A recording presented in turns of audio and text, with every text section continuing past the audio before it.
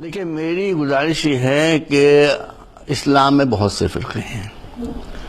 اس کا نام ہے ایک سلفی فرقہ بھی ہے.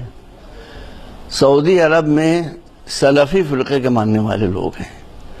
سلفی علماء سے میرے براہ راست تعلقات ہیں. ٹھیک ہے، ہمارا ان کا فرقے کے اعتبار سے اختلاف ہے، فقہ میں اور نظریات میں، لیکن ہم اس لیے سعودی عرب کو کرٹیسائز نہیں کر رہے ہیں کہ وہاں پر سلفی فرقے کے نظریات کو مانا جاتا ہے. بخدا یہ بات نہیں ہے. وہ سلفی بھی نہیں ہے، وہ سلفی بھی نہیں ہے.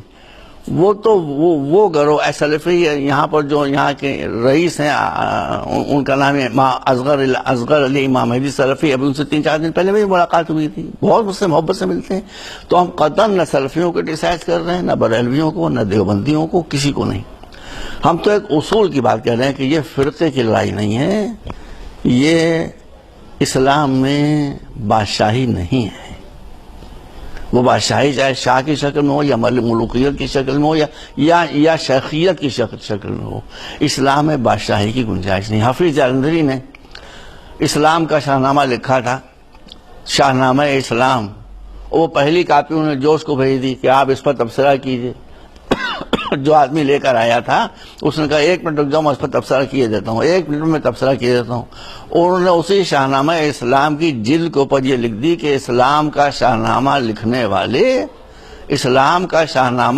والے اسلام کو شاہی سے تعلق کیا ہے. وہ ختم ہو گیا قصہ. ایک شعر جو تھا وہ پورے شاہنامے کو کھا گیا.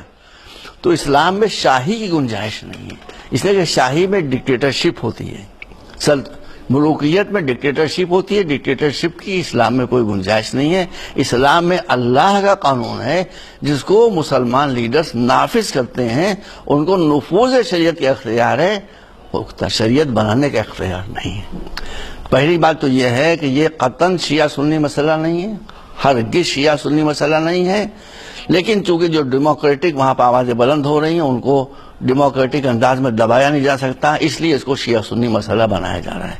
اس لیے میں شیعوں اور سنیوں دونوں سے گزارش کروں گا کہ جو انسان کو المومن ینظر بنور اللہ کے نور کی مدد سے مومن دیکھتا ہے. مومن اللہ، تو ان کو دیکھنا چاہیے واقعیت کیا ہے، حقیقت کیا ہے.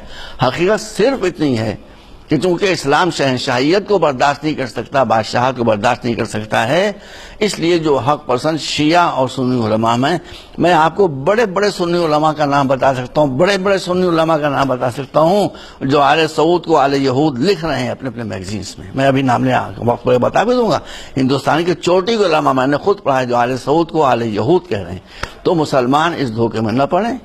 اب دیکھیے، میں اپنے سنی بھائیوں کو، چاہے وہ سلفی ہوں، چاہے وہ بریلوی ہوں، چاہے دیوبندی ہوں، ہمارا اسلام تو دین تو ایک ہے، فرقے الگ الگ ہیں.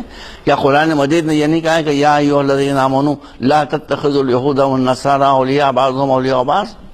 اے مسلمانوں، دیکھو اپنا سرپرست اپنا دوست کبھی نہ بنانا یہودیوں کو اور عیسائیوں کو. ہے یہ قرآن میں آیا محکمہ کہ نہیں؟ کوئی مجھے بتائے. اور سعودی عرب کس کی غلامی کا اقرار کر رہے ہیں؟ کس کو ولی بنائے ہوئے ہیں؟ کن کو اولیاء بنائے ہوئے؟ ایک اسرائیل کو، ایک امریکہ کو. آپ جانتے ہیں امریکہ کا کریکٹر کیا ہے؟ امریکہ کی بنیاد اور یہودیت کی بنیاد پڑی ہے اسلام دشمنی کے اوپر. اور یہ دونوں شیطان کے چیلے ہیں. انتہائی گہری باتیں کرتے ہیں جس کو لوگ سمجھ نہیں پاتے. انتہائی غلط قسم کے اقدامات کرتے ہیں جس کو لوگ سمجھ نہیں پاتے. مقصد میں اپنے مسلمان بھائیوں سے، میرے ہاتھ پہ قرآن رکھ دیا، اللہ کی قسم میرے معبود، میں کسی لالچ میں یا کسی ڈر میں یہ بیان نہیں دے رہا ہوں. میں مسلمانوں سے کرنا چاہتا ہوں، خدا کے لیے آپ اپنی آنکھیں کھولیے، کسی کے بہکانے میں نہ آئیے. یہودیوں نے کب مسلمانوں کا ساتھ دیا؟ امریکہ نے کب مسلمانوں کا ساتھ دیا؟ ان دونوں کا کام یہ ہے کہ ہم مسلمانوں کو ماریں. اگر خود نہیں مار سکتے تو ان کو آپس میں لڑوائیں تاکہ ہم بدنام نہ ہوں. یہ خود آپس میں ایک دوسرے کو قتل کریں کہ یہ بھی بدنام ہو اور وہ بھی بدنام ہو. آیت اللہ ہے کوئی عراقی یا ایرانی تھوڑی تھے، یہ سعودی تھے. سعودی کا جو مشرقی علاقہ ہے، ایسٹرن زون ہے، وہاں پر شیعوں کی اکثریت ہے، وہیں یہ پیدا ہوئے.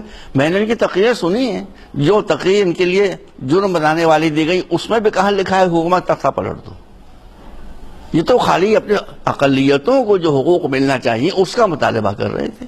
اسلام میں اقلیت، آپ غور کیجیے. ارے بھائی، وہاں پر لاکھوں کی تعداد میں شیعہ ہیں. اسلام میں اقلیت کو دیکھیے. حضرت سلمان فارسی ایک آدمی تھے. حضرت صہیب رومی ایک آدمی تھے. حضرت بلال حبشی کمیونٹی تھے، ایک آدمی تھے، مگر ان کو بھی اسلام نے ان کا جائز حق دیا کہ نہیں دیا؟ ایک ایک آدمی کا لحاظ رکھا گیا ہے۔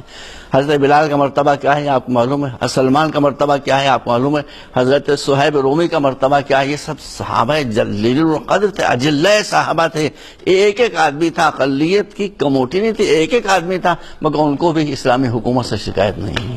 یہی مطالبہ اگر شیعہ کر رہے ہیں تو کیا خطا کر رہے ہیں؟